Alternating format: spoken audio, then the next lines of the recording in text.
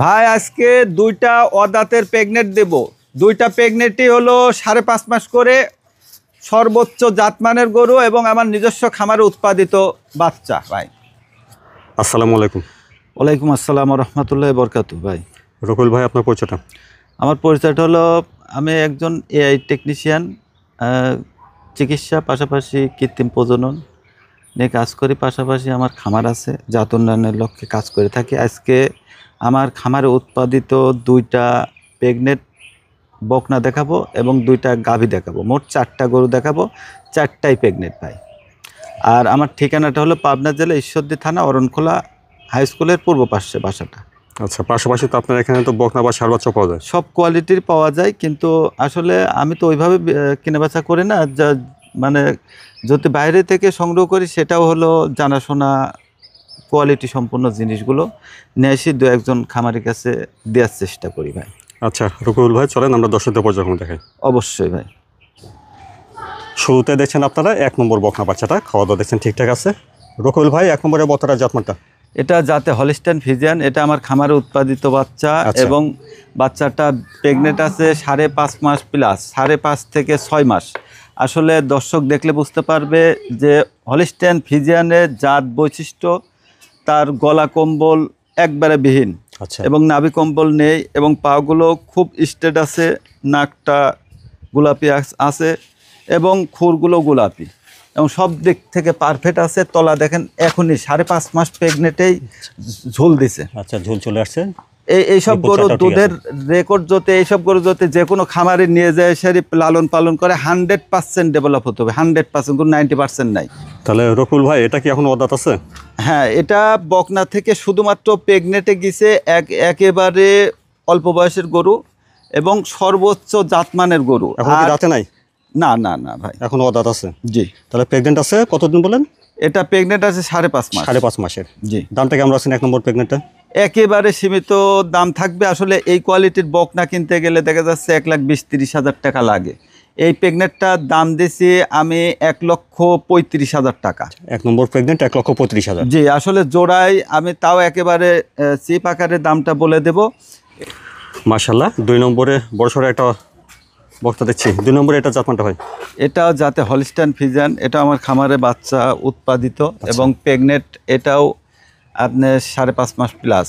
দুইটা প্রায় সেম প্রেগনেন্টের গরু, সর্বোচ্চ জাতমানের গরু। এটাও এটা 5.5 মাস হাইটে দেখলে এখন বোঝা যাবে প্রায় 5 ফিট হয়ে গেছে হাইট।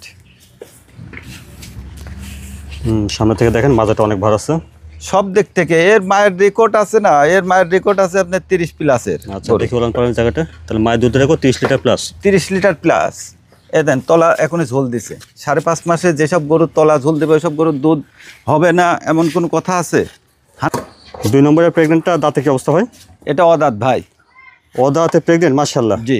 বিগ বডি একটা গাভী হবে ইনশাআল্লাহ। জি ভাই। তাহলে প্রেগনেন্ট কতদিন বলছেন ভাই? এটা 5.5 মাস। 5.5 মাসের। 5.5 মাসে তলা ঝোল দিছে। আর আসলে এর দুধের রেকর্ড আমার 20 প্লাসে থাকবে প্রথম বিয়ানে। দামটা কেমন চাচ্ছেন? এটার দাম একেবারে সীমিত দাম থাকবে ভাই, 1,55,000। 2 নম্বর প্রেগনেন্টটা 1,55,000। জি। রকুল ভাই, এখানে 1 নম্বর প্রেগনেন্টটার দাম চাইছিলেন?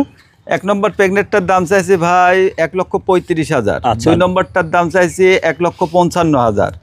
কোনো দর্শক যদি একসঙ্গে দুইটা নিতে চায় সেক্ষেত্রে দাম থাকবে 2,80,000 ভাই। আচ্ছা, 1 নম্বর আর 2 নম্বর দুটো একসঙ্গে দাম আসবে 2,80,000। জি ভাই। তারপরে দেখছেন আপনারা 3 নম্বর প্রেগনেন্টটা।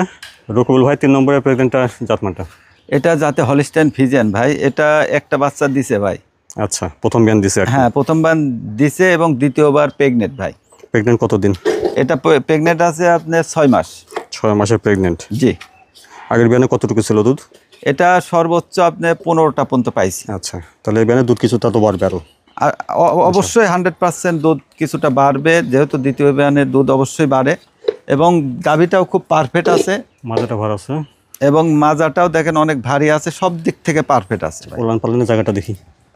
জি। বাচ্চাটা ঠিক আছে না? বাচ্চাটা 100% ক্লিয়ার আছে, সমস্যা নাই। এবং এখন এই স্টেপেও কিছু দুধ হচ্ছে ভাই। দুধ কতটুকু হচ্ছে এখন?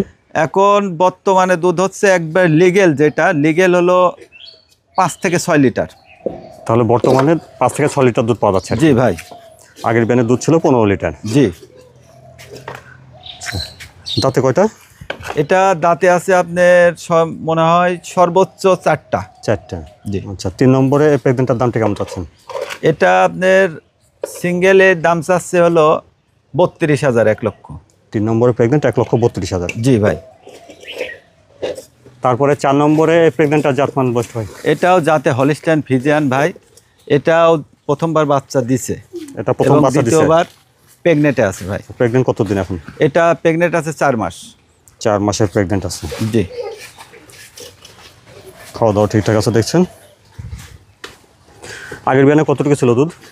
এটা আপনার 14 থেকে 16টা পর্যন্ত দুধ পাওয়া গেছে ভাই। পালন পালনে ঠিক আছে সব কিছু? হ্যাঁ, সব দিক থেকে পারফেক্ট আছে। বাচ্চাটা ঠিক আছে? হ্যাঁ, সব দিক থেকে পারফেক্ট আছে ভাই। এটা কি দুধ পাওয়া যায় এখন? এখনো দুধ পাওয়া যায় ভাই। কতটুকু? এখনো এই সেম দুধ পাওয়া যাবে। 5-6 লিটার পাওয়া যায়? হ্যাঁ, 5-6 লিটার পাওয়া যাবে। এটা হ্যাঁ, যেটা বলছি ভাই, এখানে যে 5 লিটার 5 থেকে 6 লিটার দুধ হয়, এটা একবারে লিগেলি দুধ হয়। এটার কোনো মানে আপ ডাউন নেই। আচ্ছা, তো গত বিয়ানে ছিল 15-16 লিটার। জি, 15-16 লিটার। দাঁতে কয়টা এটা? এটাও দাঁতে আছে সম্ভবত 2টা ছিল। এটা 2টার থেকে 4টা হয়েছে 4টা। ভাই। 4 নম্বরের প্রেগনেন্টটার দামটা কেমন চাচ্ছেন? এটা আপনার এটাও সিঙ্গেলি আপনার দাম চাচ্ছে হলো 1,32,000। 4 নম্বর প্রেগনেন্ট 1,32,000। জি। এখানে 3 নম্বর প্রেগনেন্টটার দাম বলছিলেন ভাই? 1,32,000 ভাই। 1,32,000। 4 নম্বর? 4 নম্বরও 1,32,000। 4 নম্বরটা 1,32,000। 3 আর 4 যদি একসঙ্গে নেয়, এই দুটা প্রেগনেন্ট একেবারে সীমিত আকারে দাম থাকবে। কোনো দর্শক যদি প্রথম যে কল দেবে সেই পাবে। দাম থাকবে হলো 2টা 2.5 লক্ষ টাকা। 3 নম্বর আর 4 নম্বর দুটা প্রেগনেন্ট 2,50,000। হ্যাঁ, এখানে প্রেগনেন্ট প্লাস দুধ পাবে এবং জাতমানের গাভী পাবে। তাহলে রকুল ভাই, যে গরুগুলো দেখালেন দর্শকরা কীভাবে নিতে পারবে এগুলো? আসলে এটা ফোনের মাধ্যমে নিতে পারবে। সরজমিনে এসে দেখে নিলে সবচেয়ে বেটার হবে।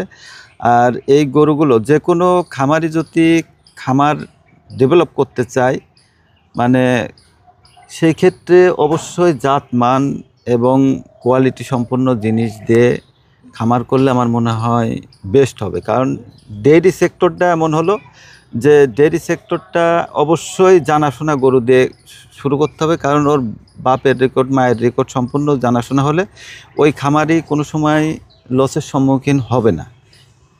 এই কারণে আমার মনে হয় একটু ভেবেচিন্তে কেনাটাই উচিত।